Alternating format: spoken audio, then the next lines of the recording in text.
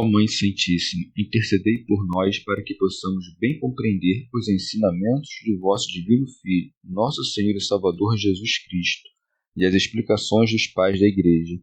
Ó Virgem Imaculada, ofereço-vos este trabalho e peço que abençoeis aqueles que o ouvirem, e que seja para a maior honra e glória de Deus. Amém.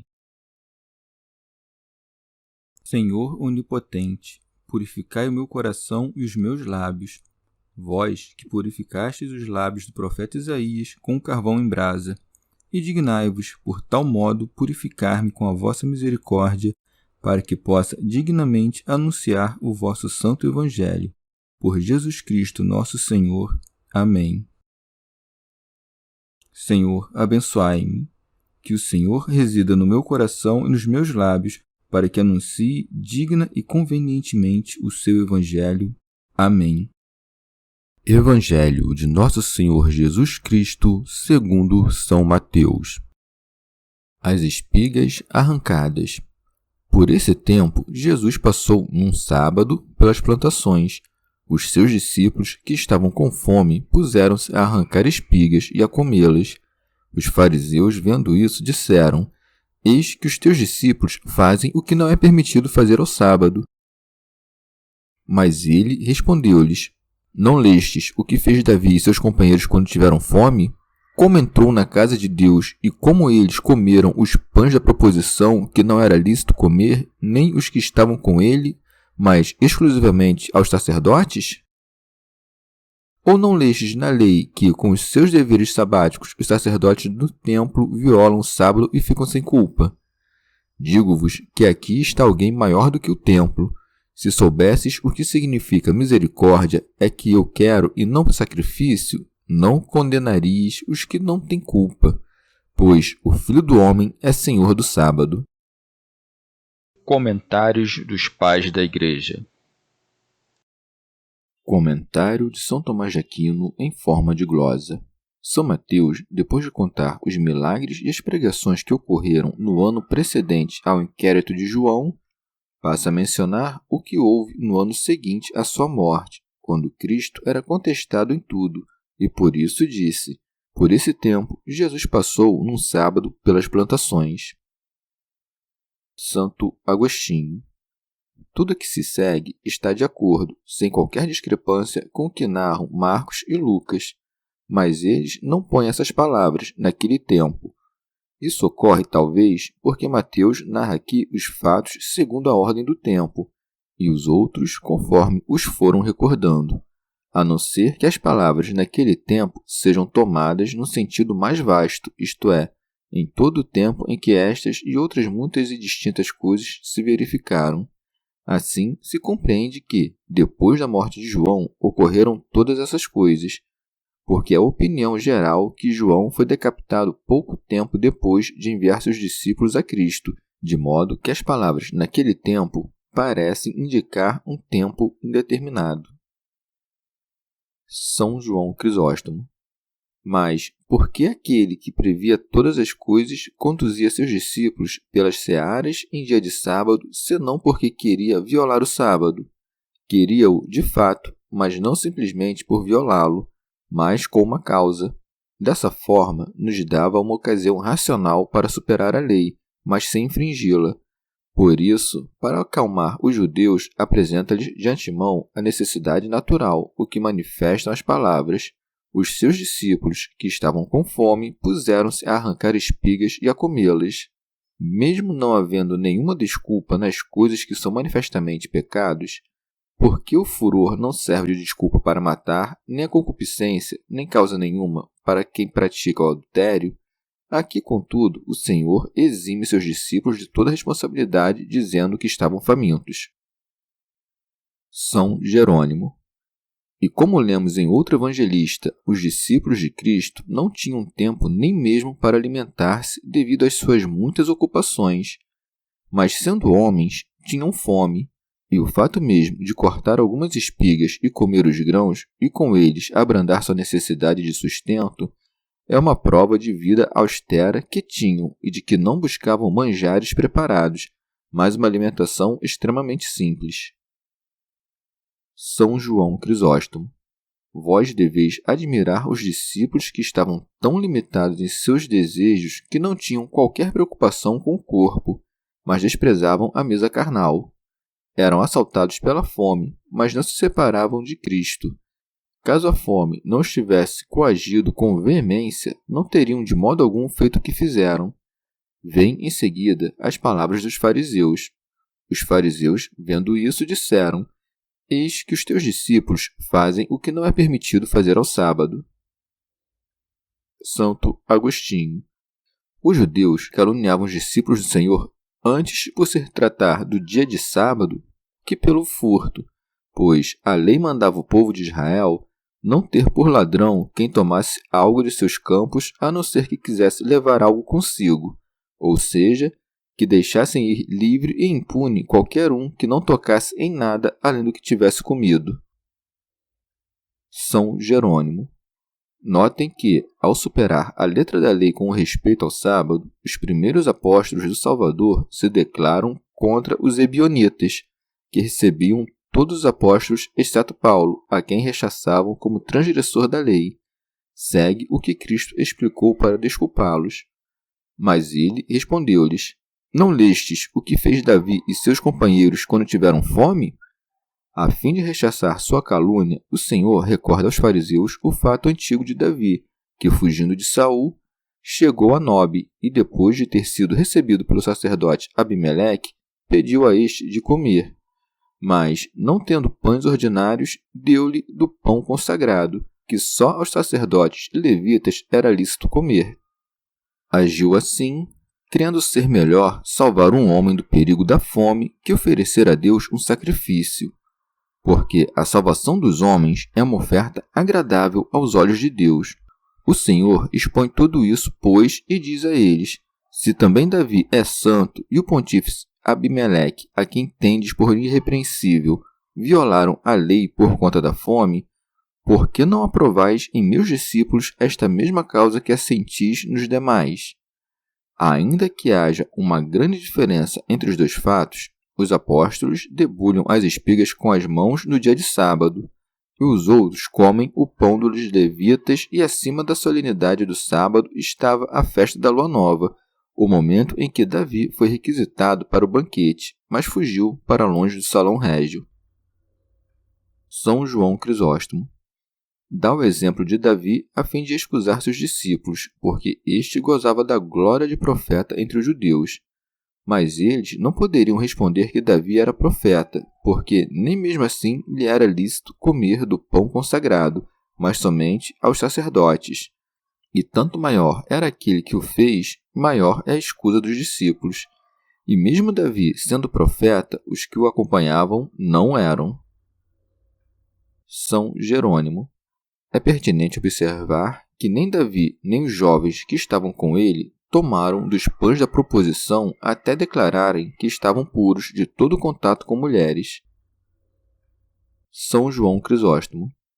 Mas alguém dirá: que relação tem este exemplo com a questão de que se trata? Pois Davi não infringiu o dia de sábado. Mas aqui está a sabedoria de Cristo, que apoia sua doutrina no exemplo mais forte que a violação do sábado. Porque não é a mesma coisa infringir o dia de sábado, coisa que acontecia muitas vezes, e tocar aquela mesa sagrada, o que não era permitido. Ademais, resolve esta dificuldade de outra maneira e dá sua principal solução com estas palavras: Ou não lestes na lei que, com os seus deveres sabáticos, os sacerdotes no templo violam o sábado e ficam sem culpa? São Jerônimo. Como se dissesse: levantais acusações contra meus discípulos porque, obrigados pela fome, cortaram umas espigas no sábado, ao passo que vós violais o sábado, imolando vítimas no templo, matando touros e queimando holocaustos sobre a lenha ardente. E segundo a versão de outro evangelista, vós que circuncidais vossos filhos no sábado, destruindo o sábado com a observância de outra lei.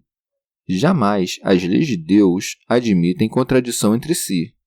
Desta prudente maneira, excusa seus discípulos da imputação de transgressões da lei com os exemplos de Davi e de Abimeleque, e faz com que os judeus vejam que aqueles que acusam seus discípulos são os que realmente infringem a lei de sábado sem necessidade. São João Crisóstomo. E não me digas que trazer ao assunto outro que pecou não é afastar a acusação. Uma vez que o que fez não é acusado, desculpa-se a coisa que foi feita. Mas, como se não fosse suficiente, acrescenta o mais importante, e ficam sem culpa. Vê aqui a quantidade de provas, o lugar, isto é, o tempo, isto é, o sábado, a remissão da lei ao dizer violar e não simplesmente infringir, e o fato de ficar livre não só do castigo, mas de toda a culpa. Por isso disse, e ficam sem culpa. Este segundo exemplo não é semelhante ao primeiro acerca de Davi. Tendo este último ocorrido uma única vez, foi um caso de necessidade praticado por Davi, que não era sacerdote. Mas este ocorre a cada sábado por parte dos sacerdotes e sob a lei. Por conseguinte, no primeiro exemplo, os discípulos não são excusados por indulgência, mas segundo a disciplina da lei. E quem disse que os discípulos não são sacerdotes? São mais que sacerdotes. Assistia-lhes aquele que é Senhor do templo, aquele que é a verdade, e não a figura. Por isso disse, digo-vos que aqui está alguém maior do que o templo. São Jerônimo. A palavra aqui deve ser tomada como advérbio de lugar, e não como pronome, pois o lugar onde está o Senhor do templo é maior que o próprio templo. Santo Agostinho. Deve-se observar que um exemplo está fundado na potestade real de Davi, o outro na sacerdotal, a mesma daqueles que, pelo ministério que tem no templo, violam o sábado. De modo que aquele que é verdadeiro rei e verdadeiro sacerdote deve estar muito acima de qualquer imputação de crime por ter arrancado algumas espigas no sábado. São João Crisóstomo. Em seguida, como poderia parecer duro aos seus ouvintes o que acabara de dizer, refere-se de novo à misericórdia e ressalta seu discurso com veemência. Se soubesses o que significa misericórdia é o que eu quero e não sacrifício, não condenarias os que não têm culpa. São Jerônimo. Mas já dissemos antes o que quer dizer, quero a misericórdia e não sacrifício. As palavras jamais condenarias inocentes se referem aos apóstolos e significam, se aprovastes a misericórdia de Abimeleque quando deu de comer a Davi, que estava a ponto de morrer de fome, por que condenais meus discípulos? São João Crisóstomo. Observai como, recomendando o perdão, demonstra que, na verdade, seus discípulos estão acima do perdão. Também o dissera a respeito dos sacerdotes. Alega, ademais, outra razão para demonstrar a inocência de seus discípulos, a saber, pois o Filho do Homem é Senhor do sábado. Remígio de Auxerre chama-se a si mesmo de Filho do Homem, querendo dizer, aquele a quem vós tendes por um puro homem é Deus, Senhor de todas as criaturas, e mesmo do sábado, e pode, por isso, mudar ao seu arbítrio a lei, porque foi ele quem a estabeleceu. Santo Agostinho. Não proibiu seus discípulos de cortarem as espigas no dia de sábado para educar tanto os judeus que estavam presentes, quanto os futuros maniqueus, que não arrancam as ervas para não perpetrarem um homicídio. Santo Hilário de Poitiers. Em sentido místico, é de se notar que inicia seu discurso com as palavras naquele tempo, ou seja, quando dá graças a Deus, seu Pai, por ter concedido a salvação a todas as nações. O campo é o mundo, o sábado o descanso, a plantação a partida dos que creram em direção à messe. Logo, a entrada no campo no dia de sábado é a entrada do Senhor neste mundo, no descanso prescrito pela lei, e a fome é o desejo de salvação dos homens. Rábano Mauro.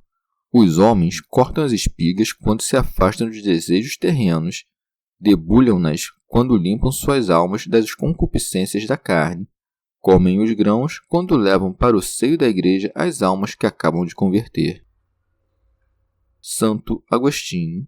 Ninguém ingressa no corpo de Cristo se não for despojado das vestimentas da carne, segundo aquelas palavras de Paulo. Fostes ensinados a vos despojares do homem velho. Comentário de São Tomás de Aquino em forma de glosa. praticam isto no sábado, ou seja, com a esperança do descanso eterno, ao qual convidam os outros. Rábano Mauro.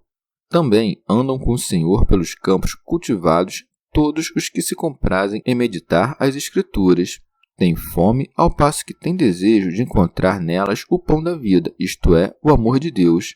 Cortam e debulham as espigas quando discutem as passagens até encontrarem o que está oculto na letra. E o fazem no sábado quando descansam, afastando-se dos pensamentos perturbadores. Santo Hilário de Poitiers. Os fariseus, que se acreditavam donos das chaves do reino dos céus, acusam os discípulos de agirem mal, ao que o Senhor lhes lembra de acontecimentos que, sob a aparência dos fatos, carregavam uma profecia. E para demonstrar a eficácia destas coisas, acrescenta: se soubesses o que significa misericórdia é o que eu quero e não sacrifício. Porque a obra da nossa salvação não consiste no sacrifício da lei, mas na misericórdia. E cessando a lei, somos salvos na bondade de Deus. Se eles tivessem compreendido este dom, jamais teriam condenado os inocentes, isto é, os apóstolos, a quem acusavam por inveja de terem transgredido a lei, ao passo que, tendo cessado a antiguidade dos sacrifícios por eles, isto é, pelos apóstolos, a novidade da misericórdia sobrevinha para todos. Chegamos ao fim de mais um dia de comentários da Catena Áurea. Muito obrigado por ficarem até aqui, que Nossa Senhora derrame suas graças sobre nós e até amanhã.